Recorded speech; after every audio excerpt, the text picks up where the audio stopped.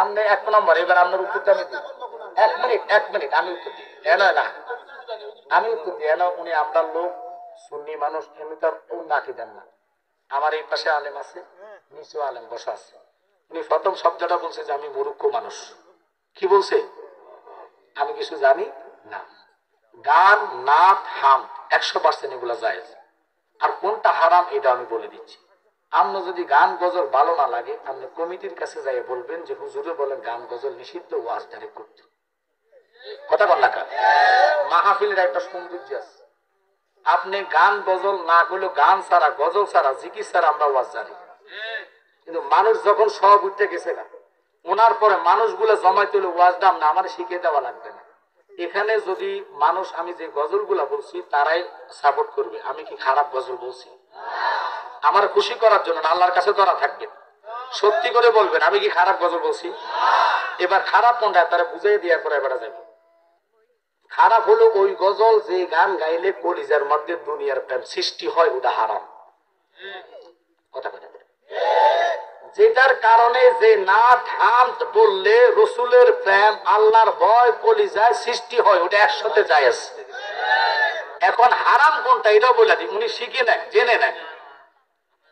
হারাম হলো এটাই, যেমন বাংলাদেশে বহু গান আছে, যেমন আইয়ুব বাচ্চু, উনি বলে 12 মাস তোমায় ভালোবাসিব, অবসর ফাইলে ফালাইব।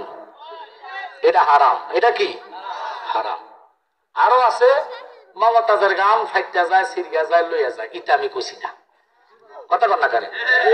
আর নাথ কবি নজরুল 4500 গজল লিখছে, যিনি আন্ডার মেট্রিক পাস, কিন্তু গোসল পেয়েছে। আল্লাহু আকবার কর। আলা হযরত আনতে পারি লিখেছে। আলা হযরতের কিতাব ধরার যোগ্য আমরা না, পড়া তো দূর। আল্লাহু আকবার কর না কেন?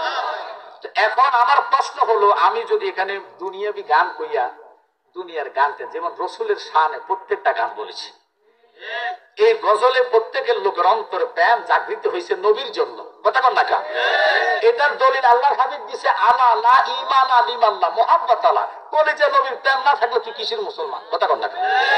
এখন আপনারাই সাপোর্ট দিবেন। আমার বাজান যেটাই বুঝছে, ওয়াজটা আমি করতেছি, আমার গতিতে আমি আলোচনা করব। তাদের হক হক্কাল্লাহ হক্কাল ইবা কালাসনা করে যাব। কথা কন না কেন?